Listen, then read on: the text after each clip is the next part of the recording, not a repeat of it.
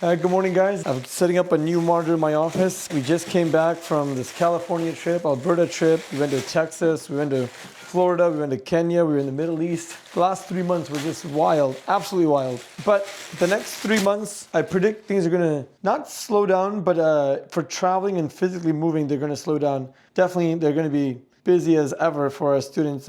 We've had a lot of students who recently have signed up to our program. It's been kind of wild. So we got a new mechanic shop in Dubai that we're working with. The mechanic shop owner is going right now to the storage yard to pick up our vehicles, to take them to his repair shop where he's going to repair them. It's a Hyundai Sonata. There's two of those. There's one Mercedes C300. They've got damage. One's got front end damage. One's got kind of front and side. The other one's got roof damage. That Mercedes, if you guys remember the photos from it. But anyway, so those cars were bought obviously at a salvage auction in Canada and USA, those vehicles, and then they were sent out obviously to Dubai. The student who is arranging that deal, he's excited. He's being kept up to date. He's been exporting cars to the US and to Dubai, which has been exciting. You get to see this journey of this vehicle that started, I think it was in Kitchener, Ontario, right? Goes to Windsor, goes to Michigan, through the registered importers, getting through the process, the 30-day hold, ACV auction, Mannheim, down to Texas, and then now on sale, 2023 Ford F-150, in case you're looking. We got a meeting today, a few meetings, super important. Our leadership meeting in an hour, and I got my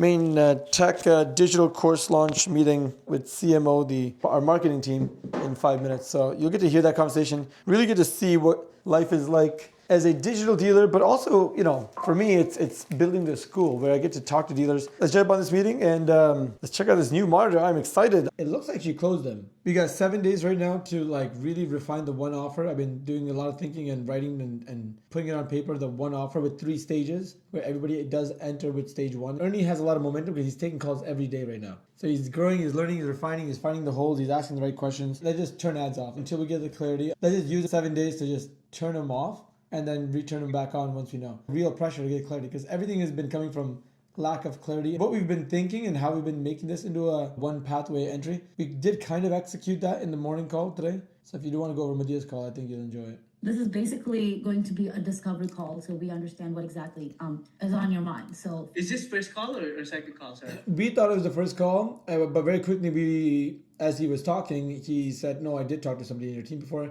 And so on and so forth, and basically describing the course of export. Only L1, only L1. So I shouldn't, obviously nothing else, just L1, right? Yeah, just L1. So basically just describing what the video course is gonna look like and what kind of knowledge they're gonna gain from it and possible outcome. After learning all of these things, you can start exporting your cars, right?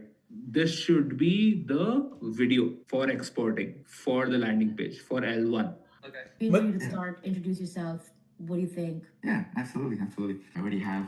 I just not told them about a month ago. I got my own. I gotta jump into my other meeting. I'm sorry. Yeah. I think you should join that meeting as well. But isn't it too much in L1 to tell them we can help you export cars, also do digital dealership model where you're selling cars remotely, also do traditional model? Like, which one are we teaching? Right now, we do teach 2 of them. You write digital dealership and that. I honestly only want to do 1. I don't want 3 for right now. Which one? Within L1, which one? Is it just export or something? The get your license one, which we haven't tested out? I want to go with get your license one or a digital dealership mini course. Any one of those 2. I guess get your license is a pathway to both of them anyways. And if they already have it, great. Yeah. I don't know. I thought it was good to market it by itself instead of even like an L1 because there's a lot of people that look for just that. Get my dealership license. Yep. They don't care about mentorship, none of that. So we are still saying L1 only, but we're just pitching it from 2-3 different angles, right? Yeah. Get your dealership license mini course. We help people get their dealership license in America and Canada. And we've done this for over 17 years and helped hundreds of car dealers get their own dealership license. So whether you want to get your wholesale license, retail license, or an export license, click the link below and join this program because not only will you learn exactly all those most common questions about how do you get your license, but we'll also support you one-on-one, giving you our time, attention, and support in your application process. We'll also give you support in identifying which license makes the most sense for you, which state you should apply for, what property or address that you can use, even helping you find that property address. All that in this program, getting you to the very end, which is getting your dealership license. I'm excited.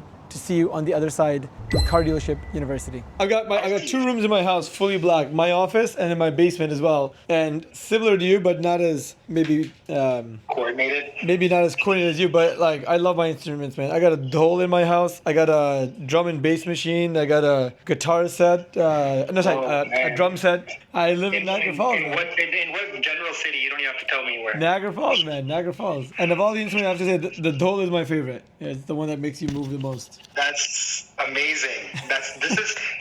I'm in full belief that we run into people when we're supposed to. Yeah, I hear you, man. So, bro, it's only been a few minutes since I stopped calling you Mr. President or whatever the fuck I used to, right? Mr. Like, President. I still think of you as the president, you know? It's like 15 years ago, man. You still remember. It's cool. You were Busu president. Bro, no Pakistani man wants to say Busu. You, a Pakistani man, made me a Pakistani man. Say Busu proudly. Let's go. I love 15 years later, that didn't change. That confidence I have came from you. I love it. I appreciate that, man. You have to understand. You don't have to understand. You already do. I have to understand, I think, that me yelling about this doesn't really help everyone. It's helping me most. Okay. I have to pick up my daughter in a little bit. How many kids you got? By the way, yeah, this is my little one. Nice. Oh my gosh. I love it. My daughter's name is Meta. Really? Anyways, talk to me, man. What's up? You thinking about cars, I'm guessing. Is that right? No. No?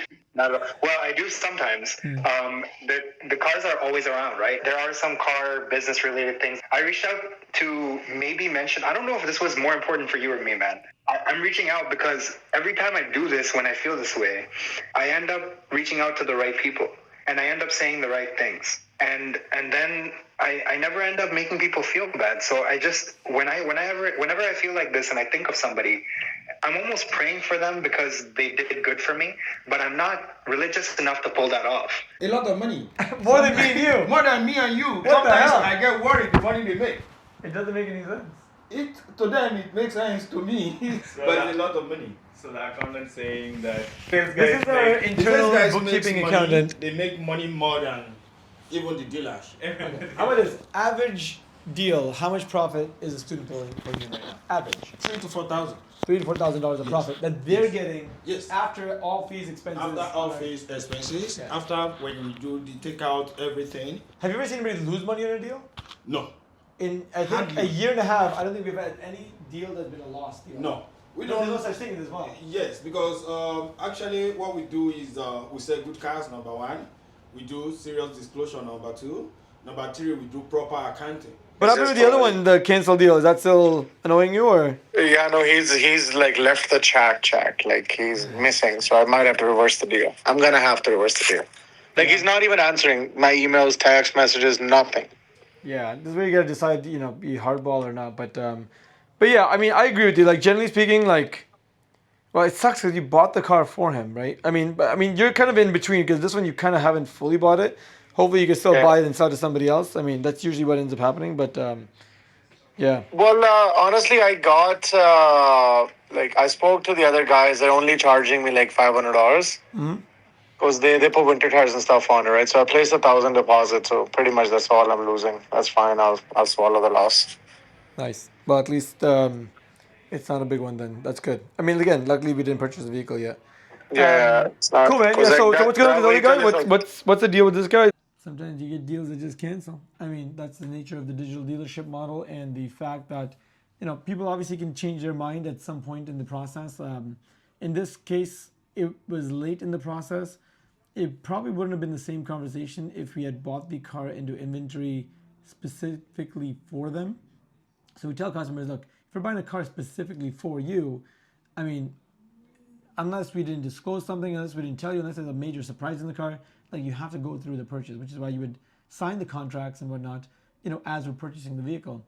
But with some vehicles that are already in our inventory, you might be more lenient because the customer comes in, you've already got a vehicle, you sold it to them, they bought it, maybe something happened in that process during the certification, you discover something, or right on the delivery date or right after delivery, they discover something. And depending on the reasonability of that, you might offer them a buyback program, right? 7-day buyback. I know companies like Clutch, they offer it. So interesting, but definitely easier to buy back a vehicle that you already had in inventory. And of course, any costs associated with that buyback, normally you're going to bill them. We had to do this recently with a customer.